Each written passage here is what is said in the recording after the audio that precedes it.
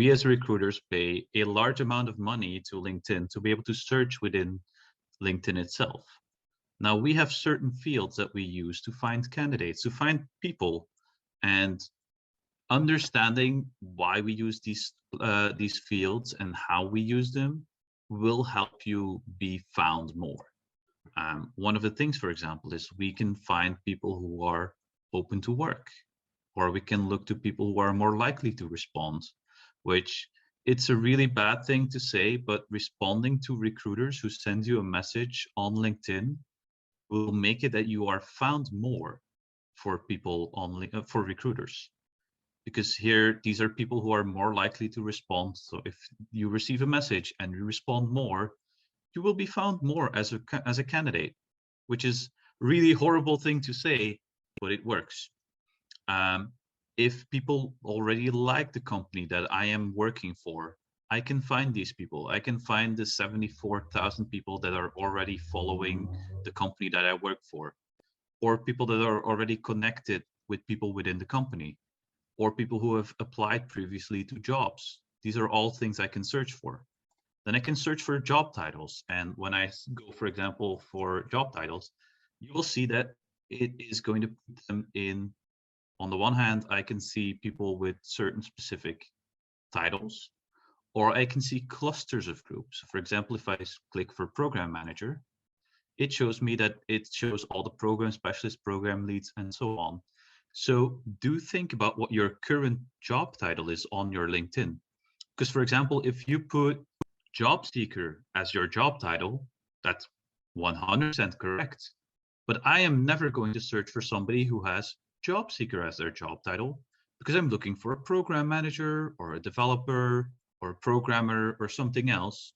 So put the thing that you want to do as a job as your job title, because that's how is going to help you get found. If you put job seeker or refugee or whatever as your job title, you're actively harming your way of getting found. Putting your locations and putting the correct locations. Here in locations, we can search for any region, anywhere. I can go for my favorite area where I'm mostly looking, Arnhem. But then you can see there's a lot of regions in there.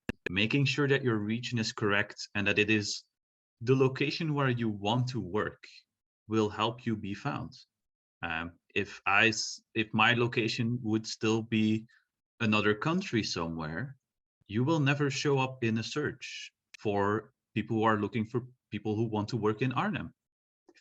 If I'm looking for somebody in the Netherlands, if your location is still in Ukraine or somewhere else, you will not show up in my searches. And you might be the best candidate ever. I will never know it and I will never see it. So that's another one where you need to be careful of. Workplace types isn't really important. I mean, I can look for people who want to work on-site, off-site, remote, hybrid.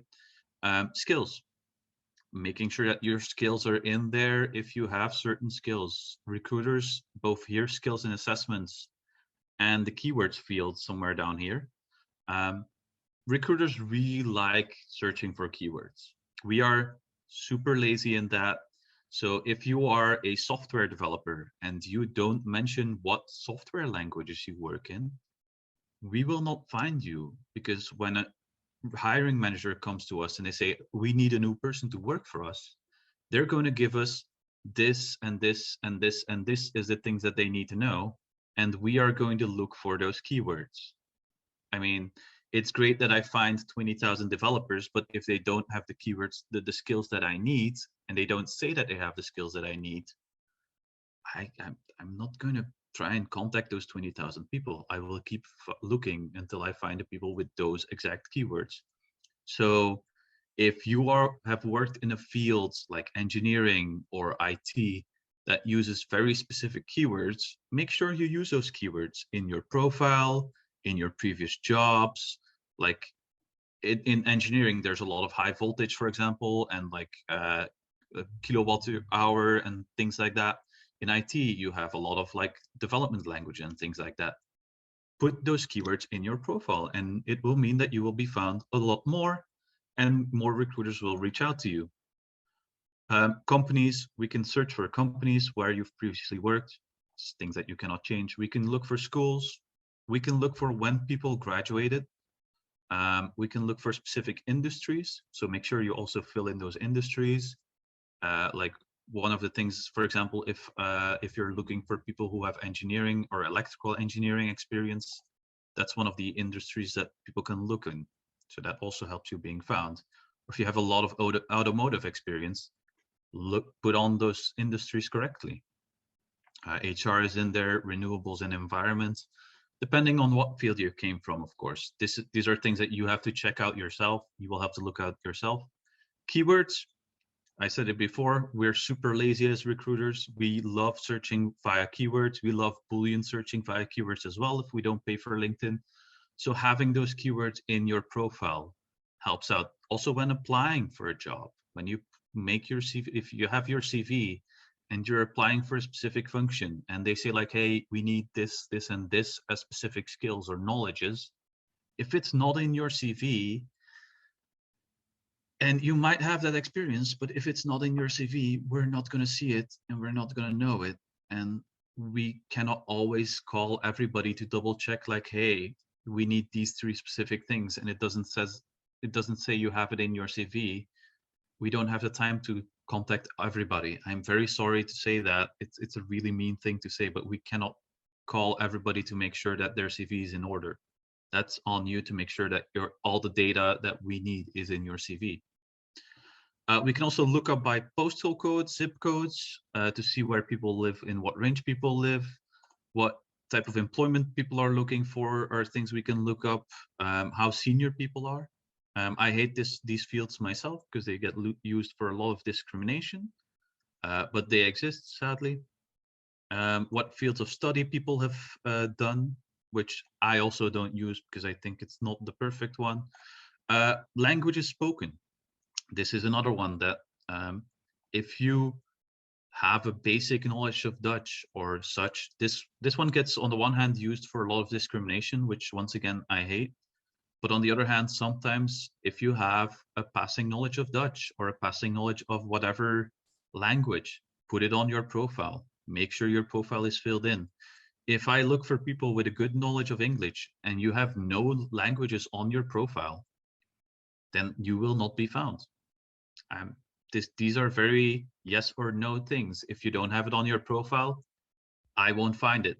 Even if you have that skill and even if you are the best person in this skill. But we're not done yet.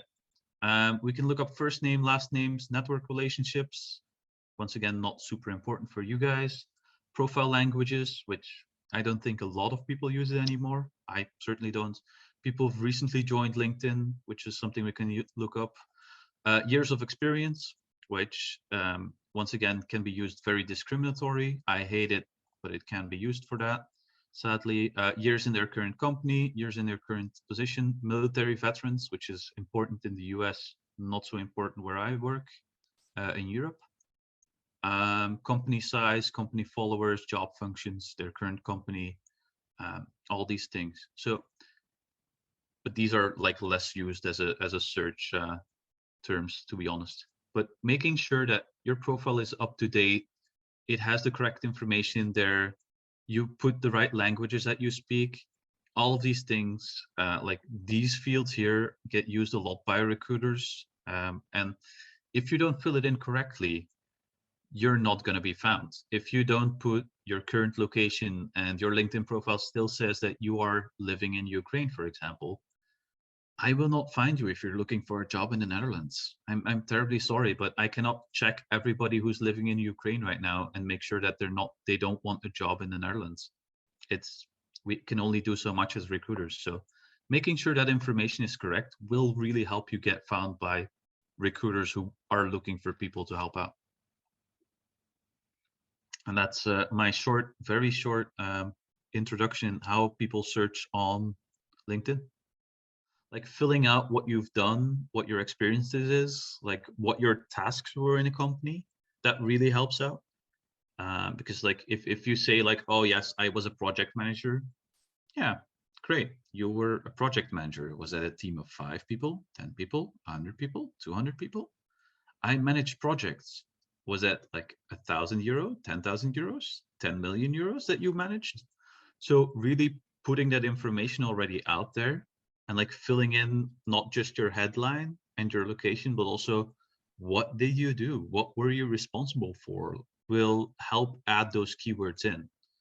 Oh, I was an electrical engineer. Well, were you working on transformers? Were you just keeping the things working? Were you working at specific voltages?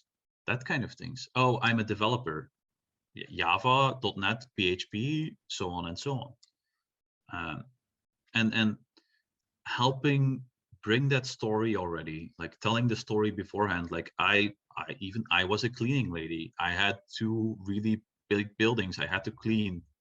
It was X amount of of square meters that I had to do in a few hours every night, and I worked at the night shift. That already brings a better story and makes people care more than, yeah, I was a cleaning lady, period.